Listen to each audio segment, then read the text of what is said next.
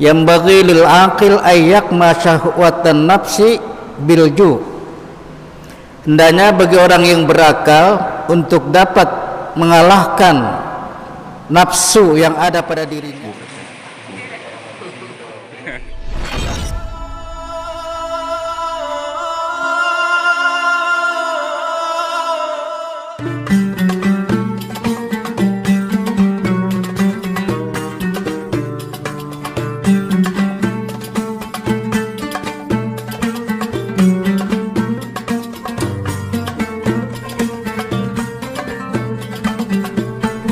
Assalamualaikum warahmatullahi wabarakatuh.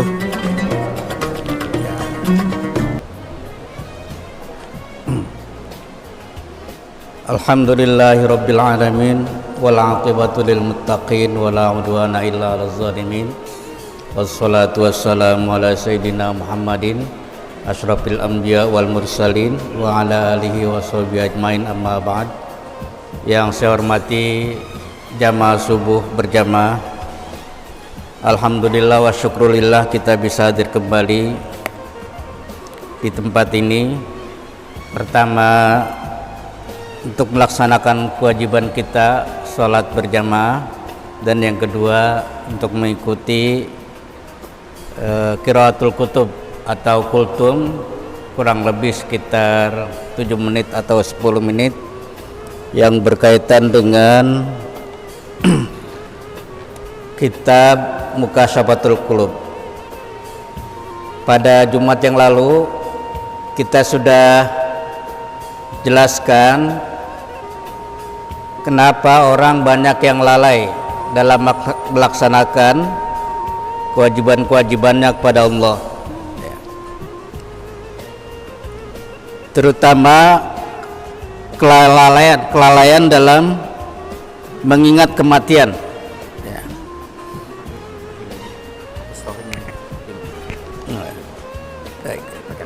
Ini buat itu buat video ini. Ya.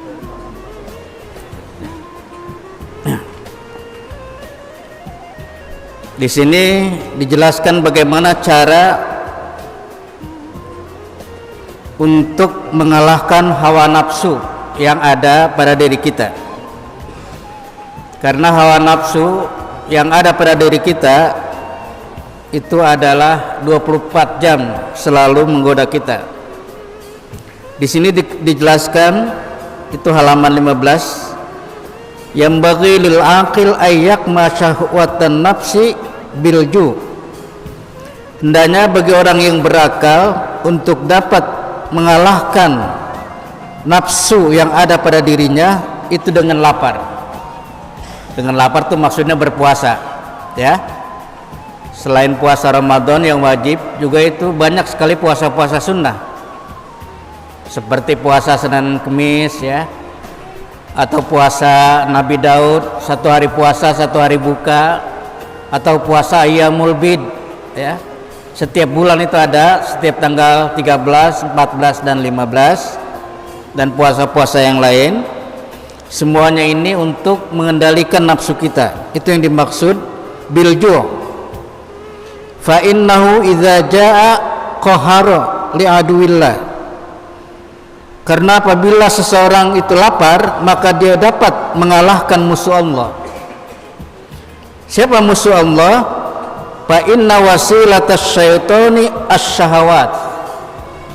Karena sarana syaitan dan nafsu yang ada pada diri kita itu adalah dengan cara wal aklu wasyurbu, dengan cara makan dan minum. Jadi kalau kita banyak makan, banyak minum, tidak pernah puasa, maka mudah sekali setan akan mengendalikan diri kita, ya. Kama qala Nabi, innasyaitana yajri min ibni adama majrad dami.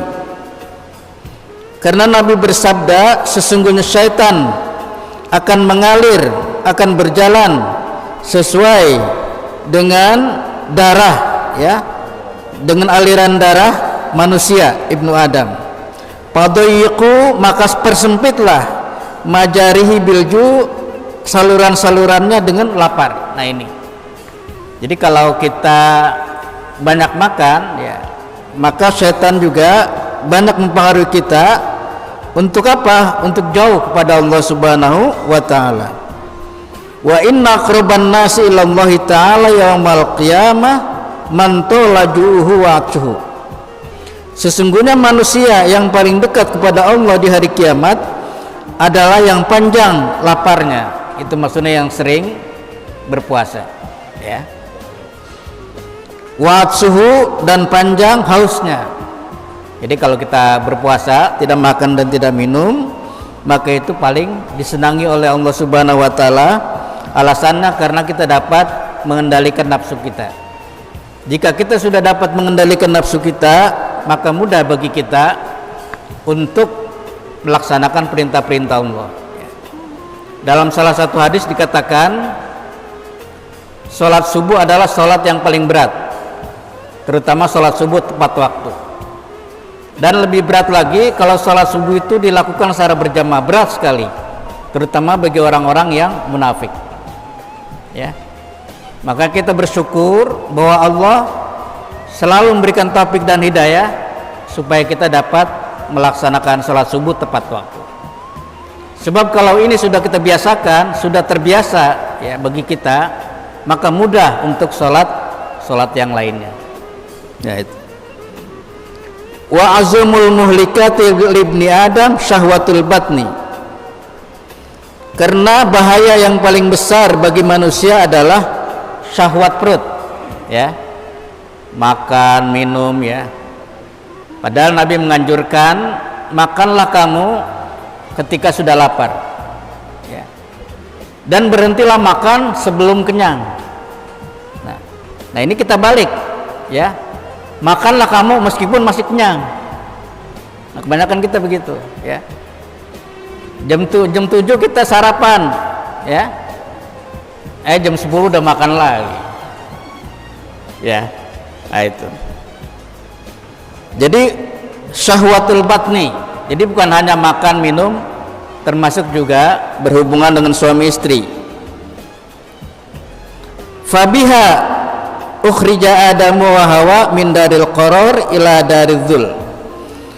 Karena syahwat nafsu, syahwat perut inilah Nabi Adam dan Siti Hawa dikeluarkan dari surga ke dunia, ya, karena godaan syahwat batin begitu keras sehingga Nabi Adam, ya, dibujuk oleh istrinya sehingga mereka berdua tidak dapat menahan nafsunya sehingga dikeluarkan. Idnahahuma, karena Allah sudah melarang keduanya an aqlis syajarah, untuk makan buah khuldi, ya. Silahkan makan seluruhnya yang ada di surga, asal yang satu ini jangan dimakan, ya. Lalu setan berkali-kali menggoda, ya, Nabi Adam nggak mampu digoda, tapi Siti Hawa digoda terus oleh, coba kamu, itu yang paling baik yang dilarang, kata setan, ya. Karena paling baik, maka kamu paling enak, maka kamu dilarang. Kata Siti Hawa bener juga kalau gitu, ya.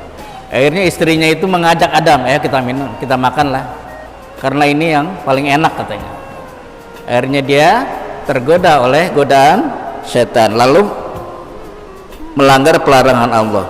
Baghalabathuma syahwatuhuma hatta akala, ya, hatta ukila. Jadi lalu syahwat keduanya dapat mengalahkannya sehingga buah itu dimakan. Fabadat lahuma sawatuhuma, lalu disuruh keluar dari surga dengan menanggalkan seluruh pakaian-pakaian kebesaran surga. Nah ini Pak, kelebihan umat Nabi Muhammad. Kalau Nabi Adam satu saja dia melanggar pelarangan Allah, langsung disuruh keluar, dan yang kedua langsung ditelanjangin, itu Pak. Tapi umatnya Nabi Muhammad, waduh, meskipun salah berkali-kali tidak ditelanjangin, ya. Kenapa Nabi Adam ditelanjangin? Karena nggak ada yang lihat waktu itu, masih nggak ada orang, ya, masih boleh. Kalau sekarang nggak boleh Pak, karena udah banyak orang, Meskipun orang salah tidak ditelanjangi, ya. Tapi diberikan waktu untuk bertaubat. Makanya Nabi Adam pernah cemburu pada Nabi Muhammad. Wahai Nabi Muhammad, kau umatmu salah berkali-kali tidak ditelanjangin, sedangkan saya ditelanjangin. Nah, sawatuhuma wal batnu ala tahqiq yanbu syahwat. Pada hakikatnya adalah nafsu perut itu dapat menyuburkan syahwat. Jadi semakin banyak kita makan, semakin banyak kita minum, itu semakin besar syahwat kita dan sulit mengendalikan untuk mengalahkannya. Wa qala ba'dul hukama man istawallat alaihi nafsu sara asiran fi hubbi syahwatiha. Sebagian ahli hikmah mengatakan orang yang sudah dikendalikan oleh nafsunya maka dia akan menjadi tahanan dalam mencintai syahwatnya. Jadi kalau kita sudah menjadi budak nafsu, apapun kita lakukan untuk memenuhi selera nafsu itu, sehingga kita melarang atau melalaikan perintah-perintah Allah. Mahsuran fi sijni hafawatiya, dan dikurung dalam penjara kesesatannya. Nah, itu. Wa muniat qalbu minal fawaid, sehingga sulit hatinya untuk menerima nasihat-nasihat dan faedah-faedah yang lain.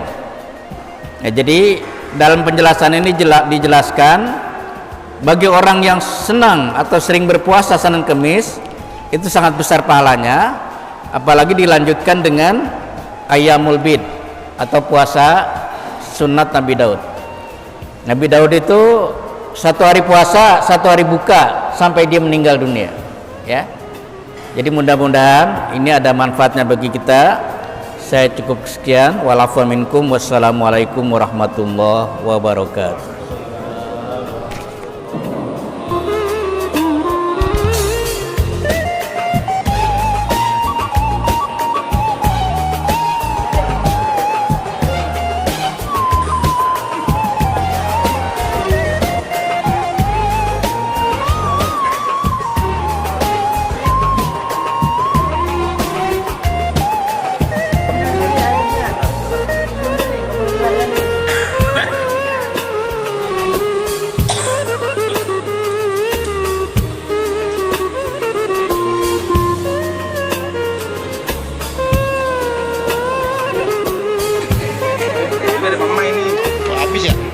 Apanya? Baskom nih.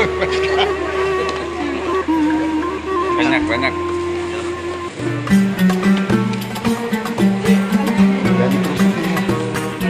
Ini polos deh. Apa?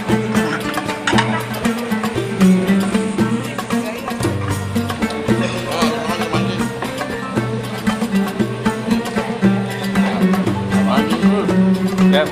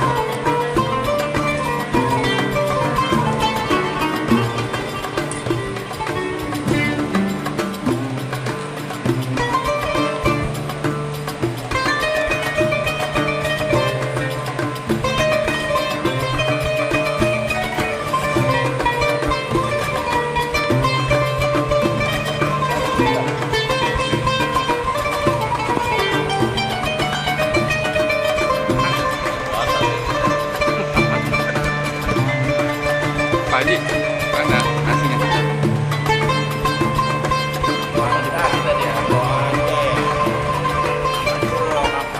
Dokumentasi dulu.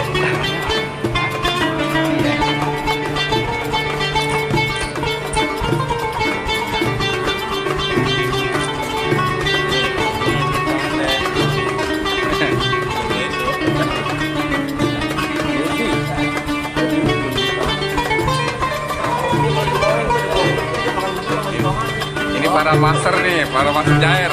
Yang banyak gimana itu? Persiapan pemabar. Ya, persiapan mabar.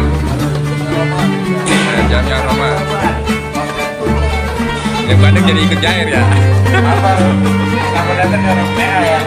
Iya, tante mungkin tak itu bukan semua. Ini ngomong, masih baru bisa main.